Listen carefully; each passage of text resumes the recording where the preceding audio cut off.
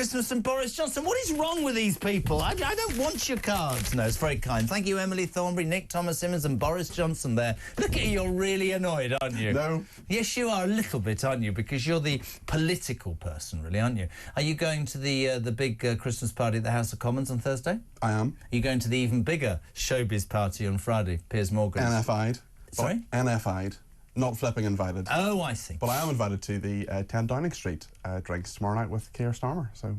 You're going to have drinks with that. Well, as are all political journalists. All political If you're going to go down that route, do you want to tell the audience? Because I think it would be your... Look at the fear in his eyes. Do you want to tell them about your most famous moment? No, I don't. I really don't. Yes, I've got really it. don't. I've absolutely got this man like you wouldn't believe. All I would say is it's not family friendly at 6:05, and it's one of the reasons I stopped drinking. So I love you for it, and I love your honesty. It's the first story you ever told me. I would never tell anybody bar the FBI, MI5, and the press. But they know already. Brilliant. They were there. 6:05, Pete. Thank you for joining us. On a serious note, so much I want to talk about. Can I start with this extraordinary story? A fresh Brussels plot to have Britain surrender our sovereignty once again is laid bare. Yeah. Secret papers talked about over the weekend, fueling mounting fears that this government wants to unpick Brexit. He'd sent yesterday, Starmer, this surrender squad to Brussels of 100 civil servants. Well, they deny that actually exists, but there are civil servants working on some form of reset on our relations with the EU. Keir Starmer, of course, he campaigned for a second referendum. No fan of Brexit. He was shadow Brexit secretary before he became leader of the opposition and then Prime Minister. And what's happening now is that he wants some sort of reset with the UK. He wants closer cooperation, but it's a question of what the EU will want. Will they want freedom of movement for people under 30? Can I jump in without you getting angry? Yeah. Is it not a question of what the British people said they wanted it? That's exactly the point. And what concerns me, not actually concerns me, terrifies me, is we are now under the governorship or whatever, or Prime Minister's... This man does not seem to understand. This is what I'm asking you from your political experience. He doesn't seem to understand. Is it because he's stupid? He has no talent? He's won such a big majority that he doesn't care? He seems absolutely dead set on alienating some of the most important people in this country. Pensioners, farmers, WASPI women today we'll talk about. And 52% of the country that voted to leave the European Union. Is this man blind and deaf? To say nothing of the fact, Jeremy, that in 89 constituencies, Reform UK, which is absolutely clear on its views in the EU, came second. Yeah. There are a lot of MPs, especially in the north of England, I'm thinking places like Hartlepool, Jonathan Brash, who's been on this show previously, who might just be thinking, hold on a second here, my constituents voted for Brexit. And many of those people, with respect, a bit like the Red Wall victory for Johnson in 2019, which was absolutely about getting Brexit done. I think you make a really brilliant point, because people keep ringing and they keep going, well, it's going to be election. I go, no, you've got 5 years. The only thing I can see happening is that, and you've told me about this, the more this goes on, be it farming communities, pensioners, MPs, be they new, be they loyal, they start getting emails, it turns into a torrent of emails, they will start going, this is going to cost me my job. That is exactly what happened to Boris Johnson. I find it astonishing. Here's an interesting statistic, right? Bear with me with this, because it takes a little bit of explanation. Right, there's 650 MPs. So to get a majority, you need 326 of them, half that number. Yes. The 326th sort of size of majority, in 2019, it was about 12,000, right? Now, it's about 6,000. Yeah. Right? It's so much, it's a big majority, there's no doubt about that. Those people are legitimately MPs, but it's very shallow, and it won't take much to change that at the next election. Also, it's a very, very flimsy, huge majority, if that makes you're right. sense. And we've got the council elections coming up. There are changes. But what about that yesterday? They're trying to stop people voting. Changes to the ways that councils are done. Well, they're also saying, hold on a second, if these councils are only going to be there for another year or so, do you really want the expense and bother of a vote? Are you surprised, genuine question, are you surprised at how deaf he is? Or did you expect his approach? I think he's ruthless. I think he's determined, and I think he'll do what he wants. You think he's ruthless? Yes, I do. Well, look at the way he treats some of his colleagues. Louise Hay, thrown under a bus, Transport Secretary, rather appropriately. And I just think, if you look at a number of decisions Keir Starmer has made, he is very clear on what he wants, and he doesn't care. I mean, I'm not saying he wants people to freeze to death. I think he looks out of his depth, Pete. I'm being completely serious. I know that we had the showman in Boris, and a lot of people talked about we need, balance and security. Look how dreadful Sunak was. And maybe the job is virtually impossible nowadays. But to me, there's no conviction. It's all reaction. It's not proaction. There's nothing I believe in him. I don't think he believes very much, but I think he has a clear view of what he wants to do. That will get in the way of various people will get in the way, including pensioners, including farmers. Somebody told me... I don't think we've had a Prime Minister who's been not out of his or her depth since David Cameron and Tony Blair. It's very interesting. Somebody told me yesterday that actually, however appalling this man is, and they said I'd never vote for him, that as long as there is this Reform Party and the Tory Party still exists, or vice versa, that those two, if they don't collaborate or one doesn't destroy the other, he will sneak in possibly by the back door next time as well. I can't sat here 5 months believe. I can't believe that the British people would not have Starmer back, even if they voted. I don't care. But the problem is the right will split the vote. And the question for the Labour Party is Keir Starmer the Prime Minister going into the next election, or is it Wes Streeting or Angela Rayner or someone else? That's a big question as well. And we're in a situation where we have three parties, which in various polls, and you look at Starmer minus 61% approval rating, everyone hates him at the moment. But we've got three political parties which are not too far away from one another in terms of the percentage of the vote that the public would have if there were an election tomorrow, but there isn't. We've got the Conservatives in front, Reform second in some polls, Labour third. So the question is, within all of that, what happens if that is extended in a general election? What do you? I mean, I know it's 5.5 months in, and you're asking me. I'm asking you to talk about something that you couldn't possibly, know about. Never stopped me in the past. It's just a feeling. I've heard that. How do you see it? Do you believe that Reform can break our two-party system? I was talking to Richard Tice last night, and get the traction, the votes, the MPs that undoubtedly already their popularity deserves. I think either Reform UK or the Liberal Democrats will be part of the government after the next election. I cannot see a majority Labour government after the next election. It might happen, but the Labour Party aren't going to do a deal with Reform, are they? Well, they would do a deal with the Liberal Democrats, or the Conservatives would do a deal with Reform. I thought the Liberal Democrats, and I loathe that dreadful man, because all I ever see him is in a leotard. I don't understand who he is. But I will really, really say this to you.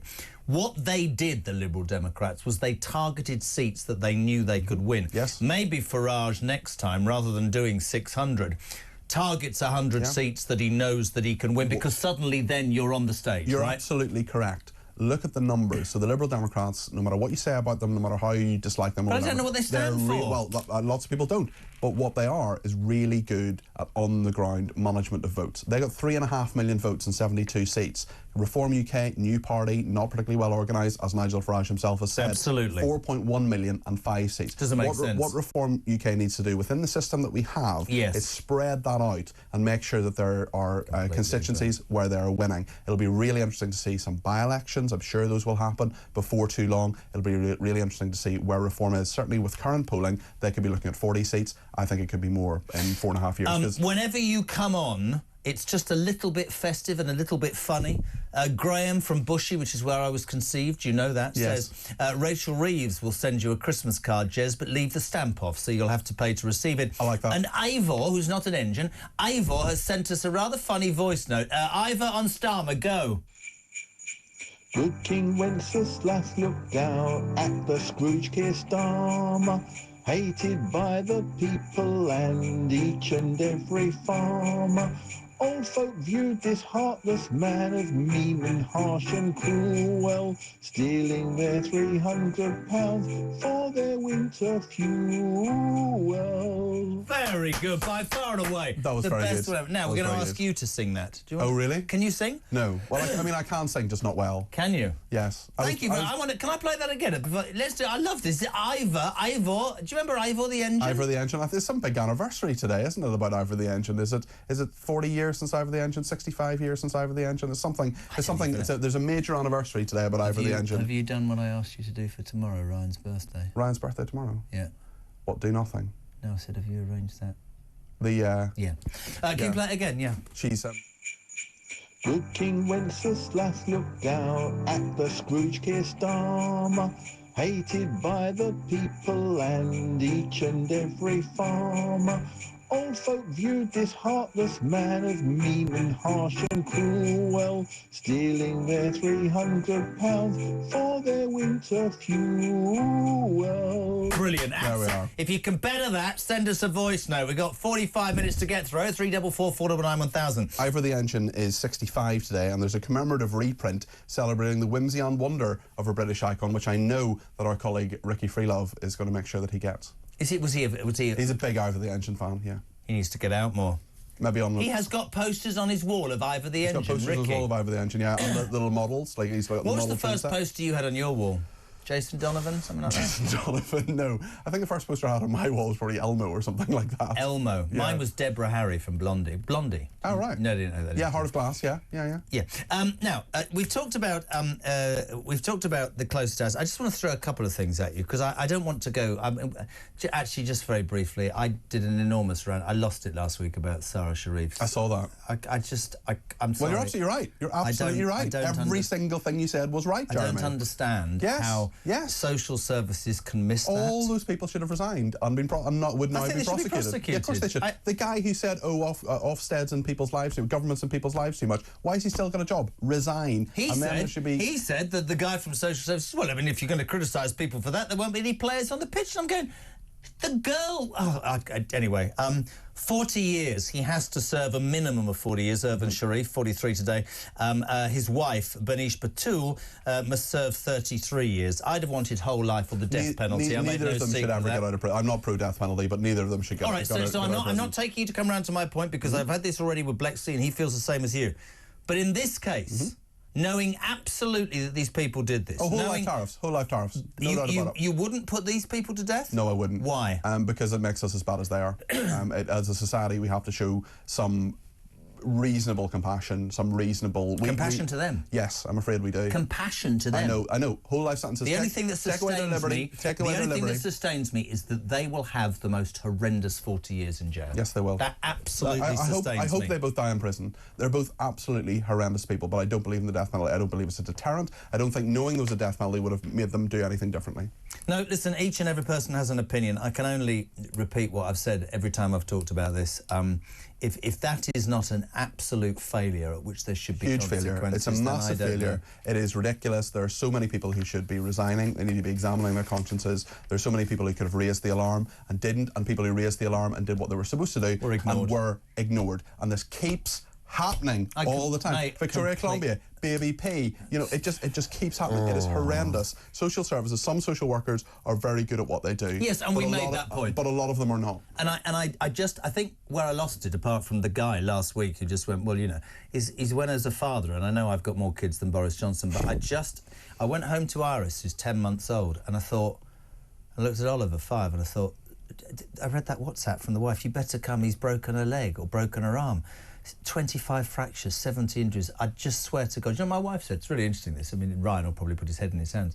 He said, you shouldn't send him to jail. Just put him on a public stake for half an hour. Seriously. Yeah. I just think it's appalling. But you're probably right, and I probably, should acknowledge that. But I just think it's... And it says so little about our society. And what I wanted also to do with you today is the other story that sent me to the Hugh Edwards supplier of pornographic literature about young children being abused. The young man, Jack Davis, JAC, his defence lawyer did exactly what any defence lawyer is going to do today, and we've set a bloody precedent by allowing Hugh Edwards, the paedophile, to walk free. He stood up and said, well, if you let Mr Edwards off, my client shouldn't go to jail. So I say to you what I say to everybody, which is, so you can write something offensive on Facebook, which I don't agree with, and you should be...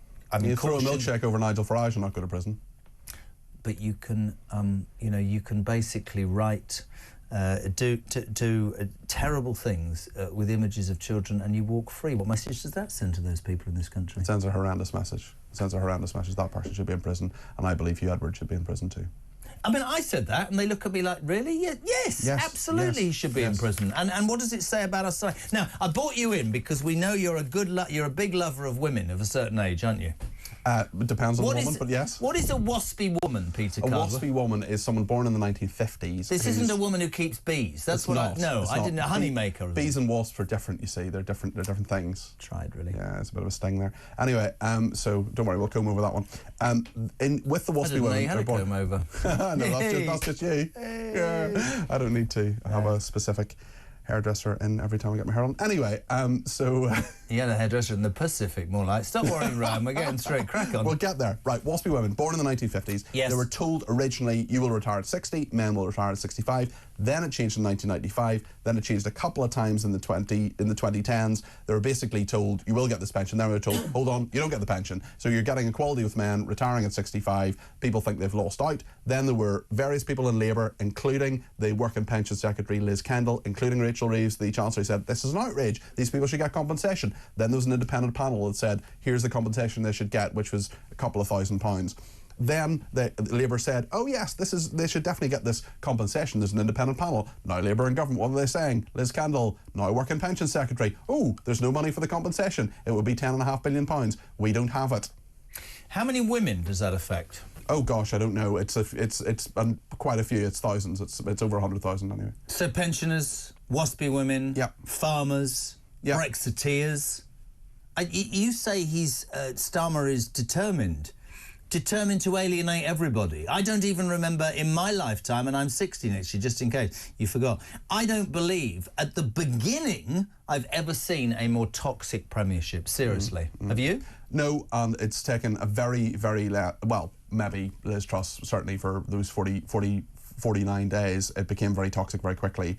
But this, in terms of a huge majority, a Prime Minister who won a majority as leader of the party, I've never seen anything quite like this. I've never seen the momentum fall away so quickly.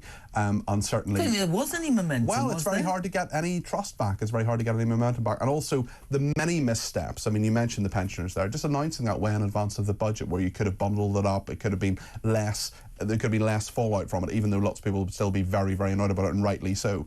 No, this is a government that doesn't know how to handle things, and it is a government that is grasping and wondering how on earth to govern the country. I'm not saying for any, by any stretch of the imagination, Rishi Sunak, Liz Truss, Boris Johnson, Theresa May necessarily did a better job. But what I am saying is that when you've got a huge majority, when you've got, 411...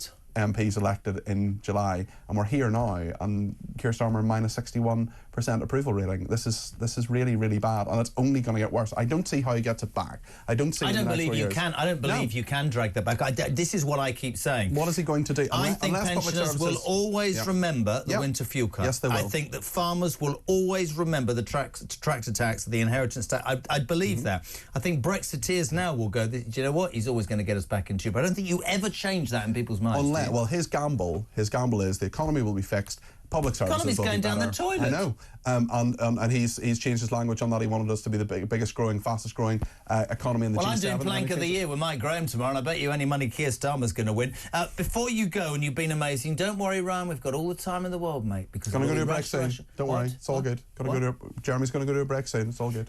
Going to a break soon. Ask Peter, this is Don in Chelmsford, to do as impressions. I challenged him to do Michael Caine a while ago. It's utterly brilliant. So we will go to the break on JK's Drive Michael Time. Caine?